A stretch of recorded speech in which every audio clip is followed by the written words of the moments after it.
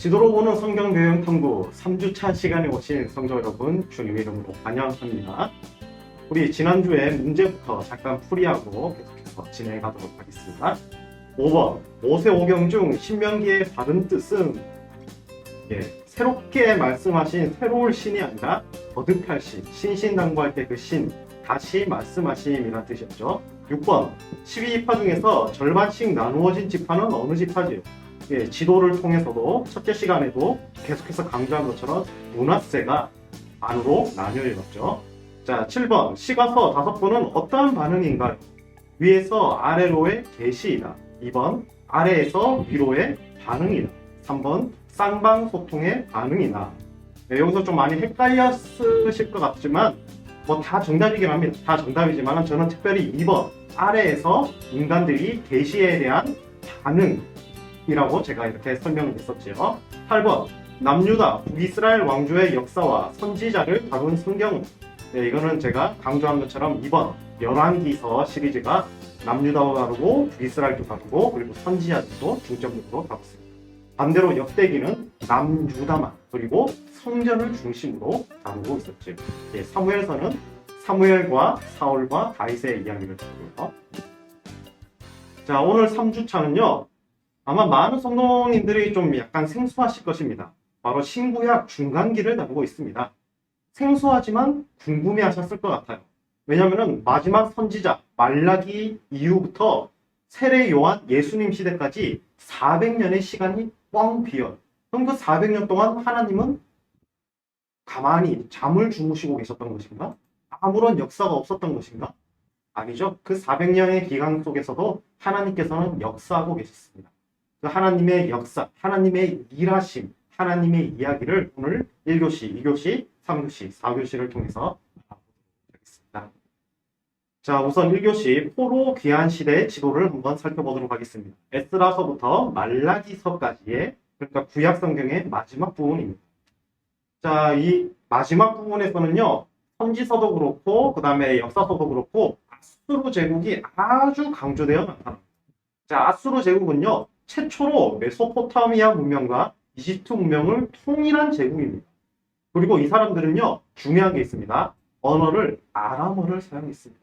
이 사람들이 통일된 언어 아람어를 사용했기 때문에 이 아람어가 500년 지나서 예수님 시대 때도 팔레스타인 사람들은 아람어를 썼습니다. 로마의 라틴어를 쓴 것도 아니고요. 그리스의 헬라어를 쓴 것도 아니고요. 아람어를 썼습니다. 대표적인 예로 달리다 굼 이런 단어가 있죠. 이렇게 달리다 굼 소녀여 일어나라. 그리고 엘리 라마 사박다니 이렇게 예수님이 말씀하신 거 번역해서 알려주는데 그게 바로 그 당시에 쓰이던 아람어입니다. 자, 근데 이 아수르 제국은요 특징이 있습니다. 아주 잔혹한 통치를 했습니다. 이 사람들은요 심심풀이로 포로들을 죽였어요. 그리고 아기들은 거추장 수 없다고 돌로 메어쳐서 어린아이들을 죽이고 그 다음에 창 끝으로 사람들을 꿰매면서 그렇게 쇠사슬로 막 사람을 꿰매고 가지고 놀면서 아주 잔혹하게 통치를 했었습니다. 그리고 이 사람들의 또 가장 큰 특징이 뭐냐면요. 민족을 혼혈했습니다. 대표적으로 북이스라엘이 멸망당한 다음에 다시는 반역을 하지 못하도록 북이스라엘 민족을 다른 지역의 민족을 북이스라엘 서로 민족들을 옮기고 또한 민족들을 서로 통혼을 시켜서 민족 고유의 종교와 정체성을 잃게 만들었습니다. 대표적인 희생자가 바로 사마리아. 자, 그리고 아수르 제국은요, 너무나도 잔혹한 통치를 했기 때문에 바벨론, 메데, 그리고 바사, 그리고 공간이 부족해서 안 적었는데 리디아, 이 4개국의 연합군의 반란으로 멸망당하게 됩니다. 자, 그리고 현재 이 아수르 제국은 이라크가 있죠. 이라크, 이란이 있는데 이슬람의 오랜 통치에도 불구하고 아시리아의 후손들은 남아 있습니다. 그리고 이 아시리아의 후손들이 믿는 종교가 뭐냐면요. 아시리아교가 아니고요. 바알을 믿는 게 아니고요. 아시리아 기독교. 또 다른 말로는 바벨론 기독교라고 해서 자신들은 아시리아인이라는 정체성을 가지는데 기독교인으로서 아시리아인의 정체성을 가지고 있습니다. 하지만 최근에 사담 후세인 이후에 이제 IS나 이런 이슬람 폭도 세력들이 이제 중동 지역을 장악하게 되면서 많은 아시리아 기독교인들이 미국으로 이주를 하기도 하였습니다.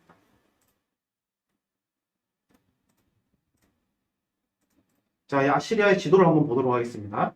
아시리아는요, 원래 이 아수르, 니누에 이쪽 지역에 있었던 도시 국가였는데 조금씩 점령을 하면서 이제 이집트와 메소포타미아 전체를 점령하는 거대한 제국이 되었습니다. 자, 이 아수르 하면은 유명한 왕들이 있죠. 바로 히스기야입니다. 자, 히스기야 3년 차 때 북이스라엘이 멸망당합니다. 모레셋 사람 미가의 예언에도, 이사야의 예언에도, 아모스의 예언에도 끝까지 회개하지 않았던 북이스라엘은 완전히 멸망당하게 되고요. 그 다음에 남유다는 정반대로 히스기야가 왕이 되자마자 성전 문을 열고 성전을 청소하고 6월절 행사를 통하여서 하나님께 철저히 돌아가고 회개하였기 때문에 히스기야 시대 때는 아무리 아수르가 강력해도 남유다를 멸망시키지 못했습니다. 오히려 히스기야가 있는 예루살렘을 에워싼 18만 군대가 하나님께 히스기야가 간절히 기도하니까 하룻밤 사이에 천사들을 보내셔서 그 18명을 완전히 몰살시키는 사건이 벌어졌죠. 자, 그 다음에 히스기야의 뒤를 이어서 므낫세가 태어나는데요. 이 므낫세는요, 히스기야가 우리 성도님들이 잘 알다시피 해시계가 뒤로 가서 15년을 더 살게 되잖아요. 그때 태어난 왕입니다. 그래서 늦둥이로 태어났는지 므낫세가 상당히 악했습니다. 그래서 수십 년을 통치했지만 너무 악하게 통치를 해서 아수르 장군의 포로가 되어서 아수르가 침략해서 포로로 므낫세를 데리고 갔다가 그 아수르의 포로로 잡히면서 므낫세가 회개를 하고 다시 돌아와서 제대로 하나님을 섬겼다고 역대기서에 기록이 되어 있었죠. 자, 그 다음에 제일 중요한 왕은 이 요시야 왕일 겁니다. 자, 요시야 왕은 중요합니다. 요시야 왕이 마지막 손군이잖아요. 그리고 이 요시야 왕이 남유다의 거의 마지막 왕입니다. 나머지 요시야의 아들들과 이 손자는요, 제대로 땅을 통치를 하지는 못했습니다. 그렇기 때문에 요시야 때가 이제 마지막으로 왕다운 왕이라고 할 수 있고요. 자, 이 요시야 때 아수르가 몰락합니다. 바벨론, 페르시아, 리디아, 메대의 침략군의 공격 때문에 아수르가 수도 니누에를 잃고 하란으로 도망칩니다. 태잔병이로 하란으로 도망쳐서 다시 한번 군대를 모으고 아수르가 반역한 이 나라들과 싸우려고 할 때 그때 아수르가 몰락했다는 소식을 들은 나라가 있습니다. 바로 이집트입니다. 여기 이집트에 있었던 누고 왕이 아수르가 몰락해서 저 하란으로 도망쳤다. 니누에에서 하란으로 도망쳐서 패잔병만 있다는 얘기를 듣고 이 아수르 왕 누고가 군대를 이끌고 이제 하란으로 가서 남은 아수르 패잔병을 쳐부수려고 합니다. 그리고 이 팔레스타인 지역도 다 자기가 장악하려고 했겠죠. 자, 그때 요시야가 가로막습니다. 요시야가 이 애굽의 누고 왕을 가로막게 되는데요. 누고 왕을 가로막으면서 하지만 하나님의 뜻은 아수르가 멸망당한 것이었기 때문에 애굽 왕에 의해서 요시야는 죽고 맙니다. 그리고 요시야가 죽은 다음에 애굽 왕 누고는 18대 왕이 아니라 제가 잘못했네요. 자, 원래는 첫째 아들인 요야김이 왕이 되어야 하는데 정반대로 애굽 왕은 둘째 아들을 왕으로 삼습니다.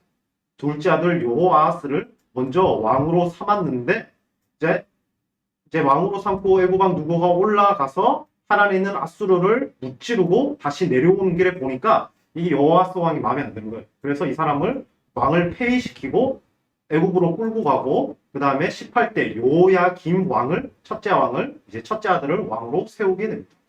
자, 그 다음에 이제 바벨론 시대로 넘어가게 됩니다. 자, 보시면요, 바벨론 제국은 바로 아수르 다음에 세워진 제국입니다. 대표적인 왕은 느부갓네살 왕이죠. 느부갓네살 왕이 왜 대표적이냐면요, 3번에 걸쳐 침입하기 때문입니다. 1차 침입, 2차 침입, 3차 침입을 합니다. 자, 1차 침입은요, 자, 요아스 왕은 누구 왕한테 쫓겨났기 때문에 바벨론이 처음에 와서 18대 왕 요야김 왕 때 쳐들어옵니다. 그리고 요야김 왕과 그리고 다니엘을 포로로 잡아갑니다. 그래서 요야김 왕을 포로로 잡아간 건 아니고요.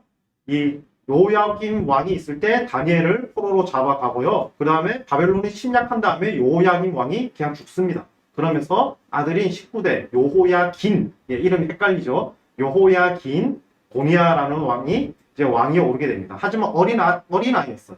어린아이였기 때문에 신하들에게 휘둘리고 있었고, 그러자 느부갓네살 왕이 다시 2차로 한 번 더 침입합니다. 2차로 한 번 더 침입해서 요호야긴 왕을 포로로 끌고 갑니다. 포로로 끌고 가면 이때 포로로 끌려갈 때 에스라도 포로로 끌려가게 되겠죠. 자, 그 다음에 마지막 셋째 동생이었던 시드기야를 느부갓네살 왕이 왕으로 이제 세우게 합니다. 그리고 시드기야가 10몇 년 동안 통치를 하는데 이때 활약한 예언자가 바로 예레미야입니다. 예레미야가 바벨론에게 복종해야 한다고 말했지만 시드기야는 반바벨론 연합을 구성해서 바벨론의 폭거에서 독립을 하려고 합니다. 인간적인 힘으로. 그러자 결국 느부갓네살 왕이 3차로 침입을 합니다. 그리고 20대 시드기야 왕을 잡아가고 이 왕의 두 눈을 뽑고 데리고 간 다음에 이제 그때 이제 남아있었던 예언한 사람이 예레미야였고 이제 시드기야 왕이 잡혀가고 모든 예루살렘이 멸망당한 것을 보고 성전이 불타는 걸 보고 예레미야가 애가를 짓게 되죠. 눈물의 애가를 짓게 되는 이 시대적 배경이 바로 아수르 다음에 바벨론 시대라고 할 수 있습니다. 자, 그 다음에 이 바벨론 제국의 영토를 보면요. 바벨론은 기본적으로 연합국이었습니다. 그래서 메데도 있고요. 리디아도 있고요. 그 다음에 페르시아도 이렇게 같이 연합해서 왕국을 꾸려나갔습니다. 하지만 이 바벨론도 교만했습니다. 교만했기 때문에 하나님께서 이 바벨론을 멸망시키고 페르시아 제국을 새롭게 세우게 합니다. 자, 이 페르시아 제국은 많은 왕들이 있지만 대표적인 왕만 우리 한번 보도록 하겠습니다. 고레스 왕과 아하수에로 왕, 그리고 아닥사스다 왕입니다. 자, 고레스 왕은 이사야서에서 이미 예언이 되었죠. 이사야 시대는 바로 히스기야 왕 때입니다. 아주 아수르가 건재하던 시대죠. 그러니까 200년 전 사람입니다. 이사야는 200년 전에 고레스 왕이 태어날 것을 하나님의 계시로 듣고 예언을 했습니다. 그리고 실제로 그 계시대로 고레스 왕은 이스라엘 민족들을 포로 생활에서 풀려서 예루살렘으로 돌아갈 수 있게 성전을 지을 수 있게 많은 헌물을 하게 됩니다. 자, 이 고레스 왕이 즉위하는 것도 다니엘이 보았죠. 자, 그리고 고레스 왕 때 이제 에스라서가 이제 스룹바벨 총독을 기록하면서 이제 고레스 왕이 나오게 되고요. 그 다음에 학계 스가랴가 바로 이 스룹바벨 총독이 있던 시대 때 기록된 이야기입니다. 자, 그 다음에 이제 60년 뒤에 고레스 왕의 뒤를 이어서 아하수에로가 왕이 됩니다. 자, 아하수에로 왕은요, 에스더의 남편입니다. 그리고 여기 이 시대의 이야기는요, 다니엘서와 에스더가 공통점이 있는데 포로 귀환하지 않고 남아있었던 디아스포라 유대인들의 이야기를 다루고 있습니다. 비록 어쩔 수 없는 사정으로 예루살렘으로 귀환하지 못했지만 그럼에도 하나님은 언약의 백성 이스라엘 민족, 유대 민족을 구원하고 있는 것을 이 아하수에로 왕 시대 때 에스더서를 통해 알 수 있게 합니다.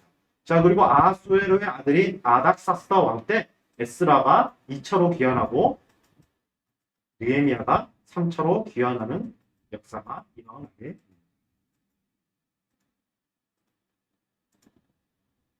자, 이제 페르시아 제국의 지도를 보시면요. 페르시아는요, 이집트 그리고 메소포타미아를 점령한 것뿐만 아니라 마케도니아 제방까지 점령했습니다. 작년에 전쟁했었던 아제르바이잔, 아르메니아가 바로 이쪽이었죠. 그리고 제가 첫째 시간에 얘기한 것처럼 노아의 방주가 아마 여기 있다고 말하는 그 지역, 그리고 여기는 터키고요. 이 지역도 점령했고요. 그 다음에 여기가 이란이 있고, 여기 아프가니스탄, 파키스탄, 이쪽 지역, 그리고 이쪽 위구르 지역이죠. 이 위구르, 그러니까 우리가 알고 있는 대다수의 지역을 이 페르시아가 점령을 할 정도로 아주 큰 땅이었습니다. 이 페르시아 제국의 가장 큰 특징은 관용적이었어요. 자국민들과 민족들을 억압하지 않고 혼혈시키지도 않고 그들의 문화를 존중해 줬습니다. 자, 이 다니엘서가 이 페르시아 시대 때 기록된 성경인데요. 자세한 거는 좀 생략하고 제일 중요한 내용만 좀 알려드리도록 하겠습니다. 다니엘서는요, 바벨론의 1차 침입 이후에 포로로 끌려가서 최소 5명 이상의 왕을 섬깁니다. 그래서 바벨론의 왕도 섬겼고 마지막 페르시아 왕까지 섬겼는데요. 중요한 것은 바로 이 신상의 예언입니다. 그리고 다니엘서는 1차 포로 기한과 에스더 사이의 인물이라는 거 정도만 기억해 주시고요. 자, 보면은 다니엘이 섬긴 왕이 느부갓네살, 에올무라다, 벨사살, 다리오, 고레스인데요. 이 사이에 생략된 왕들이 있습니다. 생략된 왕들이 있기 때문에 최소 5명 이상을 섬겼음을 알 수 있고요. 자, 이 다니엘서에서 가장 유명한 게 바로 이 신상의 예언입니다. 자, 머리는 금, 몸통은 은, 그리고 허리 쪽은 동, 그 다음에 무릎은 철, 그리고 마지막 발은 철과 진흙. 이 신상, 특이한 신상을 예언하게 되는데 이 예언은 앞으로 이 세계를 다스릴 나라를 설명합니다. 예, 금머리는 바벨론, 은의 몸은 그 다음에 페르시아, 메데 페르시아, 그 다음에 동은 그리스의 헬레니즘 제국을, 철은 로마 제국, 그 다음에 철과 진흙 이후부터는 현재 세계들을 예언하고 있습니다. 그리고 이 예언대로 이 철과 진흙의 시대 때 예수님이 태어나고 그 다음에 1차적인 역사는 끝이 나게 되죠. 자, 그리고 이제 3차 귀환과 에스더를 간략하게 살펴보도록 하겠습니다.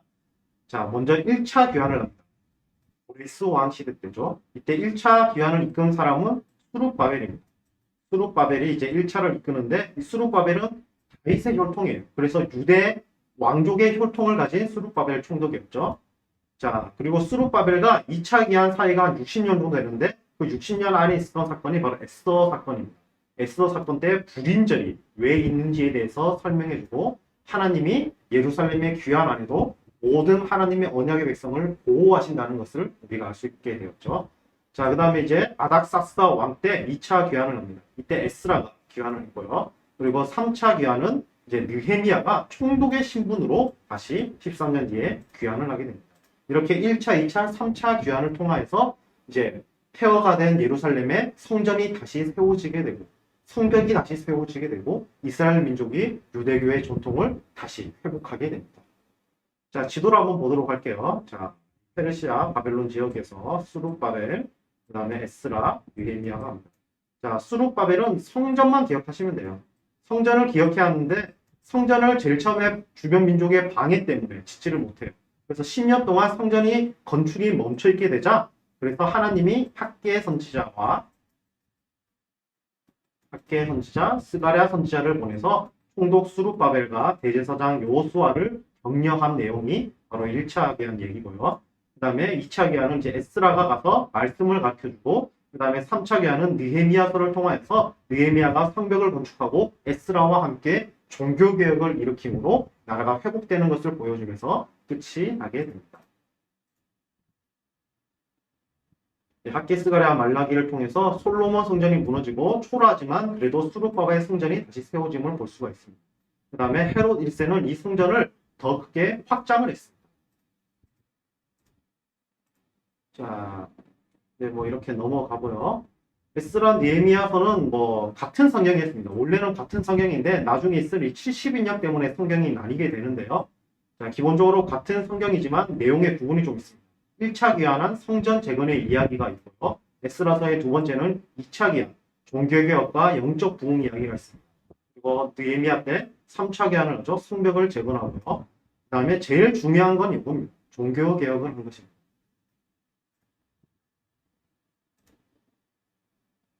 자, 이 종교개혁을 어떻게 했냐면요. 큰 단상을 만들고 에스라가 말씀을 가리킵니다. 그리고 밑에서 레위인과 율법학자들이 그 에스라가 한 말씀들을 해석해서 설명을 해줍니다. 이 에스라가 이 말씀을 읽을 때 수많은 민족들이 무릎을 꿇고 회개하면서 유대교가 다시 회복된 사건이죠. 성벽이 세워지고 성전이 세워진다고 민족이 회복되는 게 아니에요. 말씀, 신앙이 회복될 때 민족이 회복되게 됩니다. 자, 그때 중요한 게 있습니다. 에스라가 위에서 말씀을 읽을 때 그 밑에서 사람들이 해석을 해줬다 하잖아요. 그 이유가 뭐냐면요. 이 당시에 아수르의 통일 언어가 아람어였잖아요. 그러니까 이스라엘 민족들이 포로로 귀환했는데 히브리어를 몰라. 그러니까 아람어만 쓰다 보니까 성경의 말씀을 읽을 수도 없고 해석도 안 되는 거예요. 왜냐하면 성경에 쓰여진 언어는 히브리어거든요. 그런데 우리들이 쓰는 일상 언어는 아람어. 이 아람어와 히브리어의 충돌 때문에 이제 에스라가 위에서 히브리서로 성경 말씀을 읽으면 밑에서 사람들이 어떻게 히브리어를 아람어로 해석해 준 겁니다.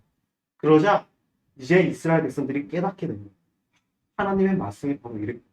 그래서 이방 민족과 결혼하면 안 됐구나. 안식일에 술투를 받고 장사하며 먹고 마시면은 안 되는구나. 6월절을 지켜야 하는구나. 이거를 확실히 깨닫게 됩니다. 그러면서 에스라는요, 흩어져 있던 성경들을 모아서 우리가 익히 알고 있는 구약 성경의 뼈대를 세웁니다.